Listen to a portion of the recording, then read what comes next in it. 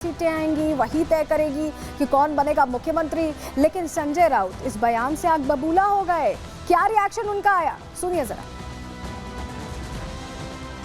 भूमिका शरद पवार साहब की तो रहेगी, कांग्रेस पार्टी की रहेगी और उद्धव ठाकरे साहब की भी रहेगी ना। ये महाविकास आघाड़ी है और हमारे साथ जो छोटे छोटे दल हमारे साथी है, जैसे कि समाजवादी पार्टी के लोग चुनकर आ रहे हैं, कम्युनिस्ट पार्टी के लोग चुनकर आ रहे हैं, शेतकरी कामगार पक्ष है वहाँ एक, उनके लोग चुनकर आएंगे, कुछ इंडिपेंडेंट आएंगे। लेकिन हमारा बहुमत जो है महाविकास आघाड़ी का, वो पूरा बहुमत रहेगा। तो सब एक साथ बैठकर कल हम निर्णय लेंगे। वही शिवसेना नेता शाइना एनसीए कह रही हैं कि दरअसल ये तो देखिए मुंगेरी लाल के हसीन सपने हैं, कोई भी देखे सच होंगे नहीं होंगे वक्त बताएगा। सुनिए जरा। नाना पटोले और संजय राउत का स्पर्धा है कि किसने ज्यादा विवादक बयान दिए। ये वही पार्टी है जो विश्वास करती है वोट जिहाद में, नोट जिहाद में। जिस दिन संजय राउत नाना पटोले से कहलवाएं कि आदरणीय हिंदू हृदय सम्राट बाला साहेब ठाकरे जी को वंदन, मैं चैलेंज करती हूं, और जिस दिन नाना पटोले ये समझे कि संजय राउत सिर्फ तुष्टीकरण की राजनीति और मुस्लिम और दलित वोट बैंक को नज़र कर रहे हैं, यहाँ स्पष्ट रूप से महायुति जीत के आएगी। और जो लोग विवादक बयान कर रहे हैं, मैं यही कहूँगी कि आपकी नैया तो डूब चुकी है, उम्मीद पे दुनिया कायम है, लेकिन मुंगेरी लाल के हसीन सपने मत देखिए। और देखिए चुनावों को लेकर, नतीजों को लेकर आपने अमूमन देखा होगा कि जब नतीजे आते हैं तब ईवीएम की चर्चा शुरू होती है कि ईवीएम में गड़बड़ी हुई, ये हुआ वो हुआ। लेकिन इस बार राजनीतिक दल ने नहीं हाय तौबा मचाई है हाय तौबा मौलाना साहब ने, जो फतवे जारी कर रहे थे कभी एमवीए के समर्थन में। चलिए जानकारी आपके सामने रखते हैं कि ईवीएम को लेकर क्यों चर्चा नई छेड़ दी है मौलाना साहब ने, जो पहले फतवे जारी करके कह रहे थे कि कुछ शर्तें हैं उनके जरिए आप समर्थन करिए, तो इसको लेकर बीजेपी वोट जिहाद की भी बात कर रही थी। अब वही मौलाना साहब यहाँ ईवीएम पर प्रश्न खड़े कर रहे हैं। राजनीतिक दल से और आगे निकल गए मौलाना साहब। क्यों मैं ऐसा कह रहे हैं? देखिए वोट जिहाद के बाद नया पैतरा अपनाया गया। ईवीएम पर अफवाह फैला रहे सज्जाद नुमानी, ईवीएम पर नजर रखने की नसीहत दे रहे हैं। वो कह रहे हैं कि स्ट्रांग रूम में मशीन्स बदल दी जाती हैं, पार्टियों से 24 घंटे पहरेदारी देने को भी यहाँ नुमानी साहब कहते दिखाई दे रहे हैं। तो ऐसा लग रहा है कि वही नुमानी साहब हैं जो ईवीएम को लेकर अब बड़ी बड़ी बातें कर रहे हैं। ये वही नुमानी साहब हैं जो पहले फतवे जारी कर रहे थे, कह रहे थे ये 17 शर्तें हैं, इन 17 शर्तों को पूरा करेंगे, हम आपका समर्थन करेंगे। समर्थन का दावा हो गया था महाविकास आघाड़ी से, और उसके बाद ये कह दिया गया था कि आप वोट महाविकास आघाड़ी को करेंगे, हम 298 उम्मीदवार हैं उनको सपोर्ट करते हैं। और अब ये कह रहे हैं, अभी से लगता है टेंशन हो गई है कि ईवीएम को लेकर खेल की बात कर रहे हैं, और पहले राजनीतिक दल क्या करते थे अब यही करते दिखाई दे रहे हैं। इन्होंने सीधे सीधे बात कह दी है कि 24 घंटे जरा पहरेदारी करिए, इस तरह का बयान इनकी तरफ से दिया जा रहा है। नुमानी साहब ने कहा क्या है, क्या कह रहे हैं ईवीएम को लेकर, क्यों टेंशन है, ये हमने आपको बता दिया, लेकिन कहा क्या है जरा सुन लीजिए। बहुत बड़े पैमाने पर वोटिंग मशीन जिसको ईवीएम कहते हैं उसको बदला जा रहा है। जिन मशीनों में वोट डालने वाले लोग वोट डालते हैं, वो मशीनें बाहर भेज दी जाती हैं कहीं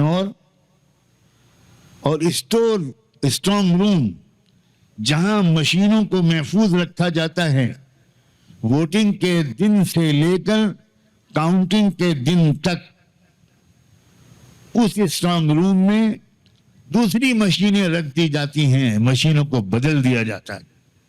तो मशीनें बदलने की बात करें, कल क्या होगा इस पर हमारी नजर रहेगी, आपको अपडेट भी देंगे। लेकिन आगे बढ़ते हैं, अगले सेगमेंट की अब बात करते हैं और बात करेंगे ट्रूडो की, पलटीबाज ट्रूडो की।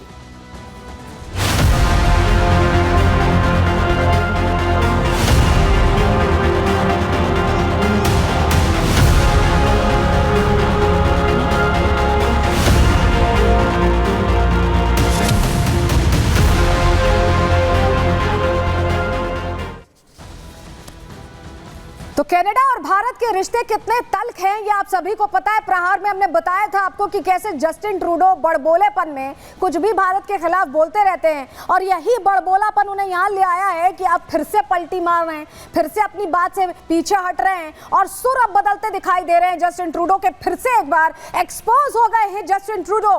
क्यों हम ऐसा कह रहे हैं, चलिए अब जल्दी से आपको बताते हैं कि कनाडा फिर से बैकफुट पर क्यों पड़ता दिखाई दे रहा है, क्योंकि पूरी कहानी यही है कि शुरुआत तल्खियों से हुई थी और अब जो कनाडा का झूठ है वो वैश्विक मंच पर जगजाहिर हो गया है। प्रधानमंत्री पहले ही दूरी बनाकर रखते थे, इस बार भी G20 में कैसे दूरी बनाई है, चलिए रिपोर्ट के जरिए आपको दिखा रहे हैं।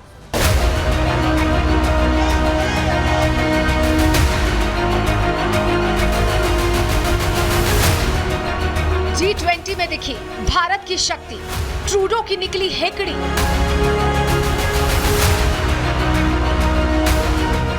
ब्राजील में पीएम मोदी का बजा डंका, ट्रूडो रह गए हक्का बक्का।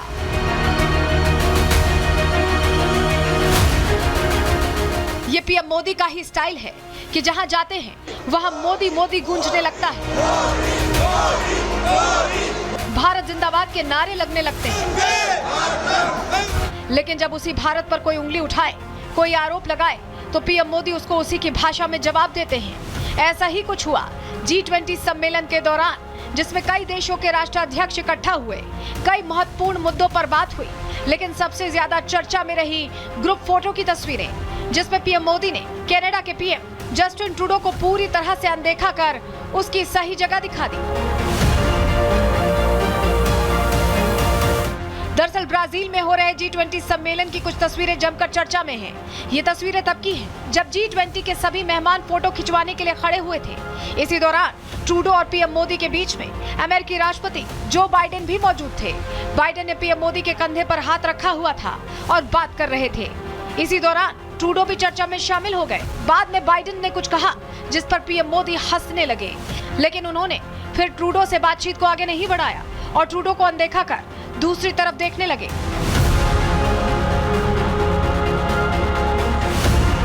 इतना ही नहीं, एक और वीडियो सोशल मीडिया पर काफी वायरल है, जिसमें कनाडा के प्रधानमंत्री जस्टिन ट्रूडो G20 सम्मेलन में अकेले बैठे नजर आ रहे हैं। माना जा रहा है कि जस्टिन ट्रूडो के भारत पर बेबुनियाद आरोपों पर कई देश इत्तेफाक नहीं रखते। एक्सपर्ट्स का भी मानना है कि G20 के सभी देशों के साथ भारत के संबंध काफी अच्छे हैं और समय समय पर ट्रूडो की विदेश नीतियों पर भी कई तरह के सवाल खड़े होते रहे हैं। ऐसे में वायरल हुई इन तस्वीरों में कई तरह के सवाल भी खड़े हो रहे हैं। सवाल उठ रहा है कि क्या भारत और पीएम मोदी से जस्टिन ट्रूडो को पंगा लेना भारी पड़ गया है और क्या उन्हें G20 सम्मेलन में अलग थलग कर दिया गया है। पीएम मोदी ने सबक तो सिखाया ही, G20 सम्मेलन में जस्टिन ट्रूडो से मुलाकात भी नहीं की। पीएम मोदी ने इटली की पीएम जॉर्जिया मेलोनी, नॉर्वे के पीएम जोनास गार स्टोर, दक्षिण कोरिया के राष्ट्रपति यू सुंग कियोल के साथ मीटिंग की फोटो शेयर की, लेकिन जस्टिन ट्रूडो से मुलाकात की कोई तस्वीर सामने नहीं आई। माना जा रहा है कि पीएम मोदी ने भारत के खिलाफ गढ़े जा रहे झूठे नैरेटिव, भारतीय राजदूतों पर लगे झूठे आरोपों को देखकर ही जस्टिन ट्रूडो को सबक सिखाया है। Bureau report, Republic Bharat.